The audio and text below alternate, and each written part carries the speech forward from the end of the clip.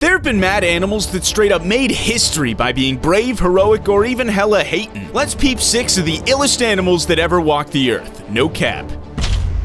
Hey guys, listen up. This pigeon named Cher Ami was a total boss. At first it was all lazy and disrespectful, but in less than 30 minutes it transformed into a straight up war hero. This pigeon held it down for the US Army during World War I and pulled off some mind-blowing heroic moves. It was straight up extraordinary, my dude. The First World War was straight up intense, man. It was a game changer in history with the most lives ever lost, like a crazy number, 20 million people gone. But in the midst of this messed up war, some true heroes emerged. And let me tell you about Cher Ami, a badass carrier pigeon. This bird was trained to carry crucial messages back and forth between the trenches. It was no joke, a merciless war zone. Cher Ami held it down and proved to be a real hero in those crazy proportions. Cher Ami was decked out with a tight little message crib, all secure and whatnot. This bird had mad courage and smarts. It navigated through some tough-ass conditions to reach its destinations. And get this, it did it all with legendary precision, like straight up making you want to bow down to its talent. Cher Ami was on some next level greatness, no doubt. Don't get it twisted, my friend, it wasn't all smooth sailing for Cher Ami, no way. This pigeon had to dodge some serious haters while flying over enemy lines. They were fully aware and trying to take it down. Shots were fired. Cher Ami wasn't fooling nobody. It faced some real danger and ended up losing an eye in the process. A true survivor. Cher Ami may have lost a leg, but that didn't stop this bird from straight up soaring through the skies. It kept delivering crucial messages in the war effort and saved countless allied lives on the battlefield. And get this, it came through clutch by delivering a message that saved the lost battalion under Major Charles Whittlesey's command. The Germans had them surrounded and their battalion took a massive hit in just one day. Half of their crew got wiped out. With only a few guys left as messengers and a handful of pigeons, they had no choice but to beg the allied forces in the area to save them from certain death. They sent out one pigeon, then another with an update on the situation, but here's the messed up part. As the Americans finally started firing at the Germans, those shots ended up hitting their own battalion, like friendly fire and all. They had one last message to send, and they put it on the last remaining pigeon, Cher Ami. The goal was to get the attack to stop, right? But guess what? Cher Ami, instead of rushing straight to the headquarters, chilled out on a branch like it was no big deal. The soldiers couldn't believe it. They risked their lives, braving the German shots to get out in the open and scream at the pigeon to fly away, but all it did was hop to another branch like, nah, I'm good. Then Omar Richards, the pigeon's handler, straight up climbed that tree, shook off the pigeon's insolence, and got its head back in the game. Finally, Cher Ami took flight like it was supposed to. The Germans were peeping the whole scene, man. They aimed their shots straight at Cher Ami, hitting that bird real hard. It came crashing down to the ground with a bang. The Americans, thinking all hope was lost, witnessed a straight up miracle right in front of their eyes. Cher Ami, like some manga character, gathering up all its determination and energy after a serious injury, struggled to get back on its feet and took flight once again. And guess what? Just 30 minutes later, that pigeon landed like a boss in the Pigeon HQ at the Wings, located like 30 miles from there. Cher Ami was holding on with just one leg. The message it was carrying was dangling on a thread, because that's all that was left of its other leg, if you catch my drift. I ain't going into too much detail because, you know, graphic stuff ain't cool. But here's the deal. One shot even went through its chest, making it lose an eye. Despite all that, the bird pulled off an incredible feat. It put an end to the enemy fire from the skies, saving the whole battalion. Can you believe it? Around 200 members made it out alive thanks to Cher Ami's heroics. And once it healed up, the French army honored this bird with the Cross of War.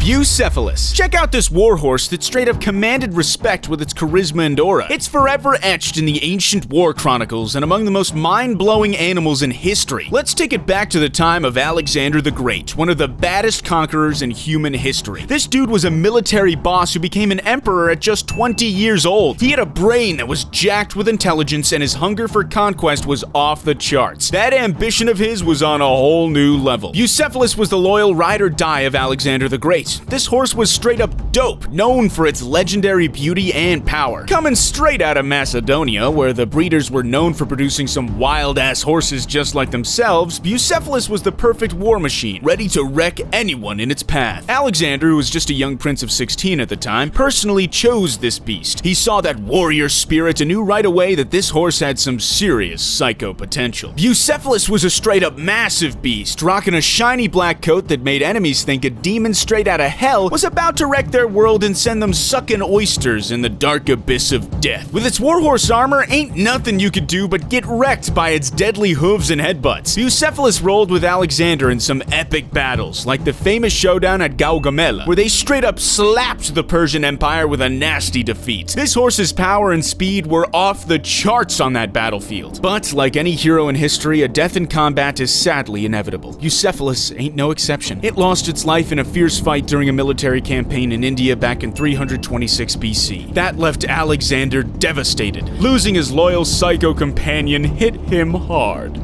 Balto. Check out this straight up legend right here. Balto, the hero dog who saved mad human lives from certain death. And listen up, cause I'm about to drop the story on you. No shit. It was the winter of 1925 in Nome, Alaska, and the city was straight up in danger from a crazy diphtheria outbreak. This contagious disease was knocking people out with hardcore heart and neurological attacks, showing no mercy and sending them straight to the cemetery. But guess who stepped up? Balto, the Siberian husky sled dog. These dogs are known for their mad endurance and their ability to handle the toughest conditions. Balto was the boss lead dog of his sled team, showing everyone that he was the bravest of them all. He didn't give a damn about the crazy north weather. He fearlessly charged through the most violent blizzards to get his missions done. Now check it. Nome was getting its neck twisted by that epidemic. They urgently needed meds or else everyone was gonna drop like flies one after another. Time was running out. Rescue teams couldn't reach the place, so only them sled dogs could carve a path through that harsh and unwelcoming winter. But here's the deal, my friend. It takes many long days to reach Nome. The race for survival in Nome was on, and Balto was leading the way like a true boss. He was the leader of his sled dog crew, and let me tell you, it was a test of endurance that would make you shed tears. The icy temperatures, the fierce winds, and just the whole damn place were off the charts violent and dangerous. In some parts of Alaska, the thermometer can drop down to minus 50 degrees Celsius, freezing you up and giving you frostbite in just a few minutes if you ain't properly protected. We talking heavy snowstorms with crazy-ass snowfall, icy winds slapping you in the face like they throw in punches. And on top of that, it's dark as hell. In Alaska's winter, the sun barely shines and it stays low near the horizon. Balto had the unbeatable courage, man. He led the crew with serious dedication in a life-or-death race that lasted for days, running countless kilometers through an icy hell. When they finally reached Nome, their epic feat saved so many lives, and it was hailed as the ultimate act of bravery. Through the ages, Balto's memory lives on. They honored that legendary dog with statues and monuments built in their honor. Hachiko. Extreme loyalty is the total opposite of insolence. Hachiko is the epitome of that loyalty, and it had people all over the world feeling some serious heart-wrenching emotions. We're talking Japan in the 1920s. Hachiko, the Akita dog, belonged to the Professor Hidesaburo Ueno. Akitas are known in Japan for their mad loyalty and smarts. Hachiko was living the good life, no doubt. Hachiko had that thick fur, a friendly doggo face, and a style and appearance that got everyone who crossed paths with him loving him. But here's when the story takes a turn and becomes a straight-up wonder of the world. After the sudden death of Professor Ueno, Hachiko, who used to wait for his master's return after a hard day of work, started going to Shibuya Station every single day, patiently waiting for his master even though he never came back. And get this, it wasn't just for a couple of days, not even a week or 6 months. Nah, it went on for nearly 10 freaking years. 10 years of pure loyalty, man. Ain't that some beautiful and mind-blowing stuff? Damn, Hachiko showed us what true loyalty is all about. Hachiko became a straight-up iconic symbol of devotion and loyalty, not just in Japan, but all around the world. People from all walks of life would come to witness Hachiko's daily arrival at Shibuya. From little kids to the elderly, they showed love by providing food, water, and affection to Hachiko. They knew how to bring some happiness to that loyal pup. Sadly, Hachiko passed away in 1935. Finally, after nearly 10 years of waiting, Hachiko got to join Professor Ueno in that special place, the heaven where revered beings from human history chill. Ham. This animal did something that probably none of us will ever do in our lives. Ham the chimp became the first ever chimp in space on January 31st, 1961. Born in Cameroon around 1957, Ham got captured and brought to a spot called the Miami Rare Bird Farm in Florida. 2 years later, he got transferred to an Air Force base, and that's where the craziness started. They trained him to take flights into space as part of this wild project called Mercury. Him and others, like the chimp named Enos, who became the first and only chimp to orbit the planet, were used to being confined confined to chairs during training, just like how we all got stuck with forced telework in 2020. After 18 months of training, they spotted Ham's talent, and he got chosen to test the effects of space travel on chimp bodies. Talk about a wild journey, man. Ham and his chimp squad paved the way for space exploration and showed us what these furry homies are capable of. On January 31st, 1961, after waiting for hours at Cap Canaveral, little Ham, just 3.5 years old, got blasted into space, strapped into a capsule. The whole trip lasted 16 minutes. Ham was moving at a crazy speed of 5,592 miles per hour, getting 157 miles away from Earth's surface. For 6 minutes, he experienced that zero gravity state, floating around and all. Despite the extreme speed, the intense force on his body, and the zero gravity situation, Ham held it down and did the tasks he was supposed to do like a champ. The return flights went all kinds of wrong, man. Ham ended up landing more than 125 miles away from the original landing spot, right in the middle of the freaking sea. His capsule started taking in water, and it took hours for a special boat to finally locate him. And get this, despite all that chaos, Ham stayed calm as can be. But when he got out of the capsule, you could see the marks on his face. Homeboy was not feeling it, and he straight up refused to get back in that capsule for the photographers to capture his epicness once again. They tried to force him, but nah. He was like, nah, ain't happening. After all that, Ham ended up avoiding years of biomedical research, but here's the messed up part. They left him alone in a zoo for a whopping 17 years. Can you believe that? Poor dude deserved better, for real. But eventually, they transferred him to a zoo in North Carolina where he got to live with other chimps until he passed away 22 years after his space flight. You gotta realize something. Ham was just a freaking baby when he went on that flight, and yet he managed to handle all his tasks inside that capsule. At 3.5 years old, chimps are still being protected and raised by their moms. Can you even imagine the pressure?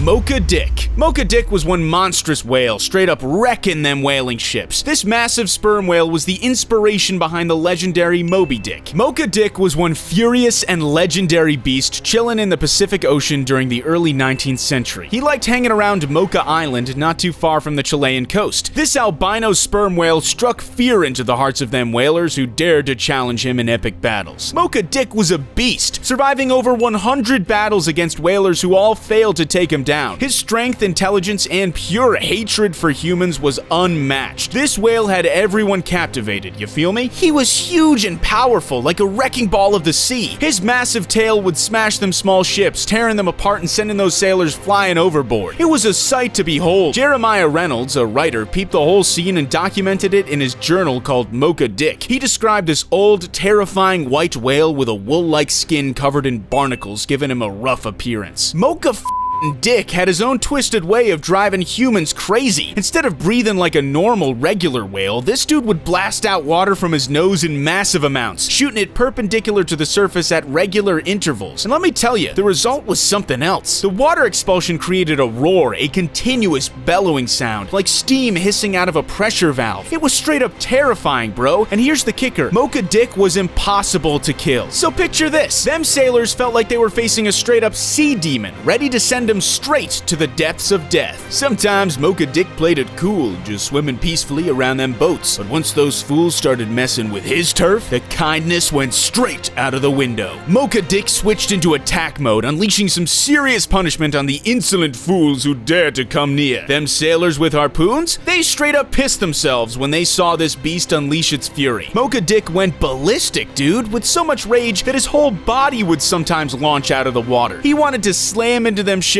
with all his power, seeking revenge and crushing his insolent enemies. After getting his ass whooped by whalers not once, not twice, but almost 100 freaking times, Mocha Dick finally met his match in 1838. These sneaky bastards lured him with a dead calf, thinking they could take him down. But guess what? They got lucky and managed to stick 20 harpoons in his massive 23 yards long body. Talk about a brutal beatdown. But here's the twist. Even though Mocha Dick was taken out, his legacy lived on. Because in the years that followed, people started seeing other white whales. Was Mocha Dick the daddy of a whole new generation of whale killers? Shit, we'll never know for sure. But one thing's certain, his legend will forever be carved into the history books. There you have it, some of the most badass, important, and legendary animals in history.